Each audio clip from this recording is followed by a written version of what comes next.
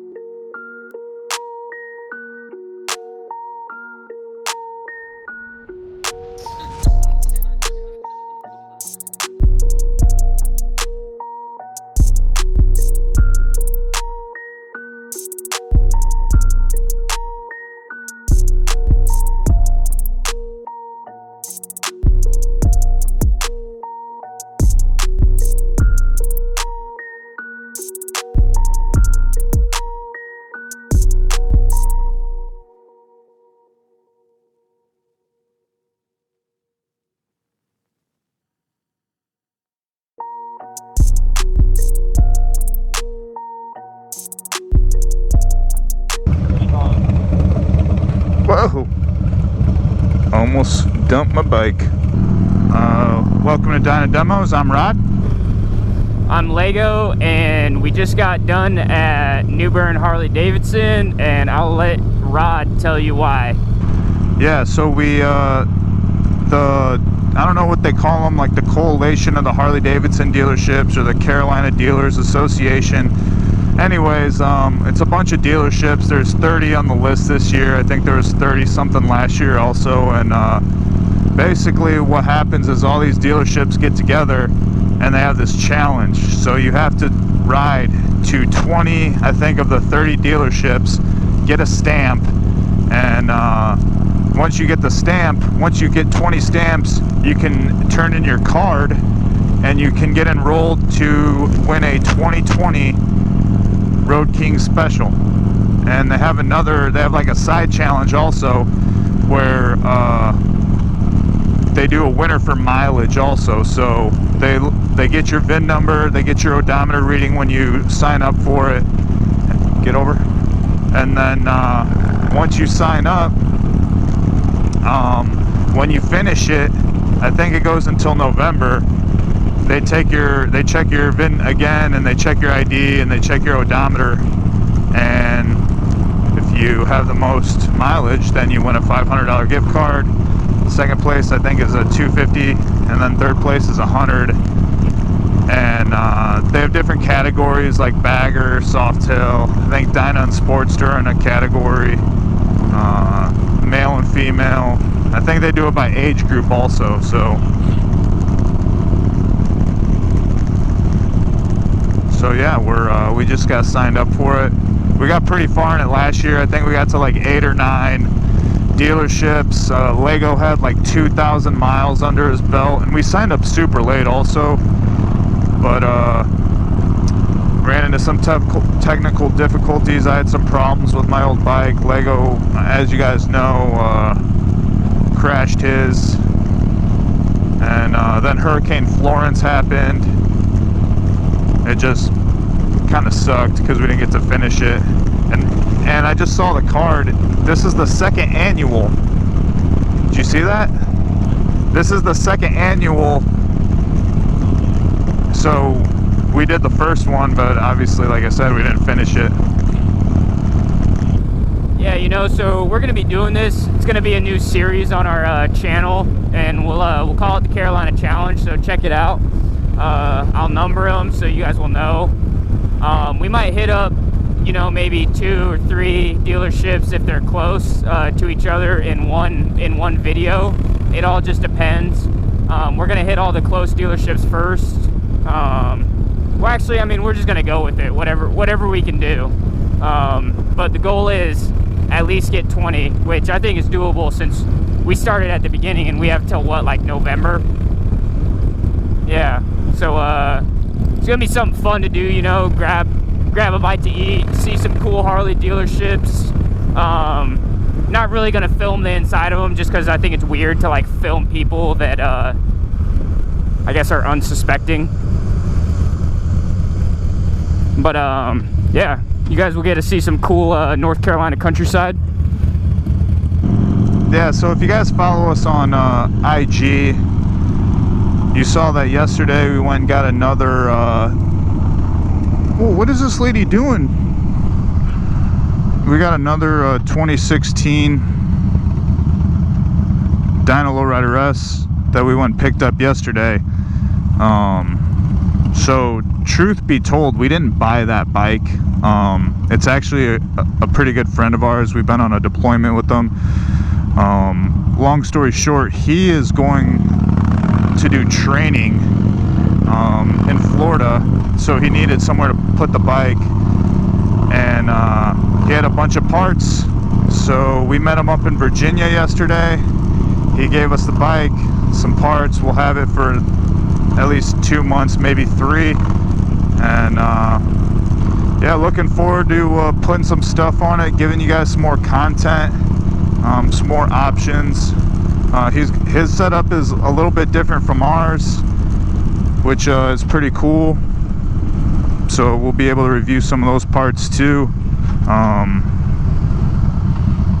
Yeah, so it's actually kind of a funny story because the bike he has, he bought in Maryland, and after Lego crashed his bike, he actually was looking at that one.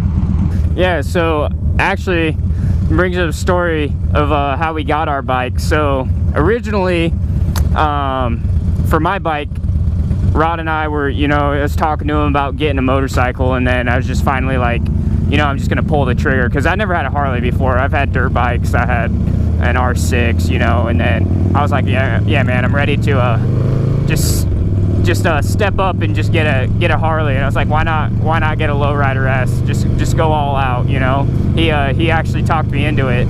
So I found one up in Charlotte, and it was at this dealership, Freedom Cycles. I'll never forget that place, because we drove, how far did we drive?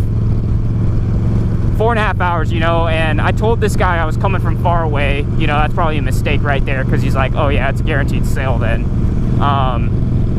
Told him I was military, I'm coming up there, like I want to, what bike I wanted to look at, just because, we talked about a price, and yeah, whatever, it was all cool with it. So I get up there, and this guy, he just tacks on like probably an extra $2,000 to $3,000 in admin fees, and I'm like, man, like make a deal with me or something. And what did he say, Rod? He's like, it doesn't matter if you get this bike or not, because I'm gonna sell this bike either way, or something along those lines. Yeah, basically he says he moves so much product that he doesn't need to make a deal because he moves so much product. Anyways, 2 days later, this guy calls me, and at that point I already bought my lowrider S that I wrecked, but he was asking me like, you're interested still, blah blah, and I was just like, I already bought a bike. And it was really satisfying being able to tell him that, like, no, I already bought a bike. And then a couple months later, for cheaper. Yeah, and I bought that one for $16,500 out the door. Less mile, I think that one had maybe 5,000, and the one that was up there had like 7 or something. Anyways, he was trying to sell it for like 18,000, and I was just like, no man, like there ain't no way I'm buying this for that much, because it was completely stock. Like, come on. Long story short, so I get to tell him that. So the next day, well, actually, we were driving back from Charlotte, and we're kind of disappointed. I'm really disappointed because, man, like I was just about to get a lowrider S, but this guy didn't want to make a deal. We drove a total of over 8 hours that day. Yeah, so we're coming back, and Rod's just hitting up Facebook Marketplace, Craigslist, Cycle Trader, just trying to find a bike. And the bike that Rod is actually on, which I'll let him tell the complete story, I started talking to the lady that owned that bike first, because he found it, and I was like, hey, I'm really interested. I'll get the check. I could be up there tomorrow. And it was I'll be down there tomorrow. It was in South Carolina, and I just wanted to get more info on the what is it, the Rider to Rider program. So I go to the New River Harley Davidson, which is maybe 2 miles from my house, and I start talking to Jeff, and he's like the lead salesman or whatever in charge. And I start talking to him. He's a great guy, and I'm just talking to him about the Rider program. And then he asked me, he's like, well, what bike are you looking at getting? And I say a lowrider S, and then he just gets a smile on his face, and I'm like, what's up? And he's like, one of my mechanics is looking to buy a new bike, but he needs to sell his old one. And I was like, all right. So right there, we made that deal, and I felt kind of bad because I had been talking to that girl, and I just had to tell her, an opportunity arose, and like it was 2 miles from my house. Could I honestly say no? So it just worked out perfect. I ended up wrecking that bike, and then this one I picked up from a guy in Virginia for $14,500. But I'll let Rod tell you the story about getting his bike. Yeah, so like Lego said, we're just looking for bikes, and I started talking to that girl on Facebook Marketplace. We were just messaging each other on Messenger. So like Lego said, all that went down. Some time goes by. I think she had this thing posted for like 16 maybe at the time. Anyways, some time goes by, and I got sick of my FXR. I was over it. I was over you know, having to warm it up and springing leaks every, you know, Evos leak, and I just didn't want to work on a bike anymore. Just got tired of it. It wasn't fun anymore for me. So I was like, forget this. I'm trying to get out of the Stone Ages. So I think Lego ended up seeing on Marketplace that the girl had dropped the price down to $13,500 on this bike, and I want to say it had like 27 or 2,800 miles on it. Yeah. So anyways, long story short, we started hitting her up. It was kind of hard to talk my wife into getting another bike because I already had the FXR, and I told her I would sell it, which I ended up doing. But anyways, she's like, cool, I don't care anymore, go buy your bike. And yeah, so I went and got the bike, drove down to Columbia, South Carolina. Lego went with me, and it was kind of funny when we like walked into because Harley still owned the bike. She was making payments on it, so we did like the redder transfer. And I'm gonna pass this lady. And anyway, it was funny when we walked into like the sales representative's office, because it seemed like she recognized Lego from like messaging her. So it was kind of funny. Yeah. So anyways, did the deal there. She covered like the fee to do the redder transfer, which was awesome. And then I ended up doing like the extended warranty, so that cost me a little bit more. But I think out the door I ended up getting it for like $15,500. And yeah, that extended warranty, it actually kind of worked out. At first I was a little apprehensive about buying it, but they put a new battery in my bike. They fixed a rocker box leak, and I didn't have to pay for any of it. Like, I just dropped my bike off, and then they called me like a few hours later when everything was ready. So yeah, so Lego almost bought this bike originally, and now I'm on it. Kind of funny story. And the thing about that bike we went and looked at in Charlotte, which kind of gave us an idea, was they had the baffles drilled out of the exhaust, and it sounded pretty good. So that's kind of why I'm still rocking the stock exhaust with the baffles out. I'm gonna get an exhaust eventually. I just kind of, you know, got to get the funds right first. Got a few other parts I want to buy. Lego's actually thinking about getting a new exhaust, and I might just buy the one off of him whenever he makes that decision. So yeah, so on the way here, it seems like I always mess this up every single time, but yeah, I had my headphone jack plugged into my microphone adapter, and we took off and we started talking. Yeah, I did. We took off and started, you know, filming the moto vlog on the way up, actually, to that Harley dealership, and it recorded about like 5 or 6 minutes. And it seems like we're always running into this issue where we get like some good content, some good conversation, and then I like go to watch it, and either nothing recorded or no sound recorded. But I think we're good now, hopefully. Yeah, so it's the story of our bikes. We're gonna do this Carolina challenge. Looking forward to it. We know that all you guys have been asking about the chain drive, because we posted the picture of the chain drive, but we're just still waiting on parts actually for a few things. And one thing is like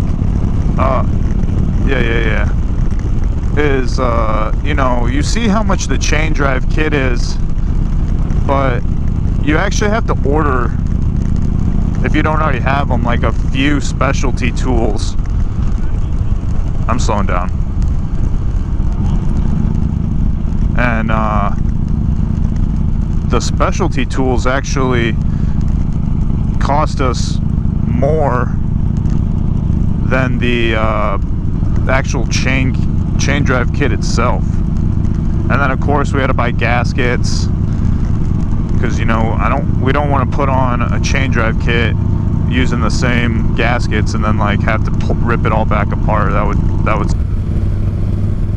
Yeah, you know, you might be able to get away with it, but if I'm gonna do all that work, I'm just putting new gaskets on. Like I ain't messing with it after. I'm comfortable with spending $100 and not having to worry about my gaskets being crappy, you know. And then there's always a chance, like this bike's let me see, maybe like 3 years old now, so maybe it's dried out and it's gonna crack when I take it off. And then you don't want to be waiting parts, you know what I mean, WP.